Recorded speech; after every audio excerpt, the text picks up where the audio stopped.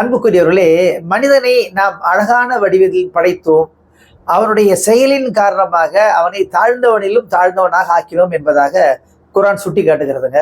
அது ரொம்ப மோசமான மனிதனுடைய பண்புகளை பத்தி பல இடங்கள்ல இறைவன் சுட்டி காட்டுகிறான். அதுல ஒன்று என்ன அப்படின்னு கேட்டீங்கன்னா, அவன் உலகத்தின் மீது அதிகமாக மோகம் கொண்டவனாக இருப்பான். இது ஒன்று. 2வது என்னன்னு கேட்டீங்கன்னா, மன இச்சையின் அடிப்படையிலே நடப்பான். அவங்ககிட்ட எந்த நல்ல உபதேசமும் ஈடுபடாது. நீங்க எதை சொன்னாலும் என் மனசு எதை சொல்லுதோ அதன் அடிப்படையில் தான் நடப்பேன். அதாவது மன இச்சையே கடவுளாக்கி கொண்டவன் என்பதாக குர்ஆன் வேறொரு இடத்திலே குறிப்பிடுகிறது. ஆக மன இச்சையை அவன் பின்பற்றி நடப்பான். 3வது இறைவனுடைய வசனங்களை பொய்யாக்குவான். எதையுமே ஒத்துக்க மாட்டான். எவ்வளவுதான் நீங்க சொன்னாலும் அவனால் ஏற்றுக்கொள்ளவே முடியாது. ஆக இந்த 3 பண்பு இருக்கிறவன் எப்படிப்பட்டவன் அப்படின்னு கேட்டீங்கன்னா, திருக்குர்ஆன் சுட்டி காட்டுகிறது, அவன் நாயை போன்றவன் அப்படிங்கிறான் இறைவன். எந்த அளவுக்குன்னா, நீங்கள் அந்த நாயை துரத்தினாலும் நாக்கை தொங்கு விட்டு கொண்டுதான் இருக்கும். நீங்கள் அப்படியே விட்டு விட்டாலும் அது நாக்கை தொங்கு விட்டு கொண்டுதான் இருக்கும்.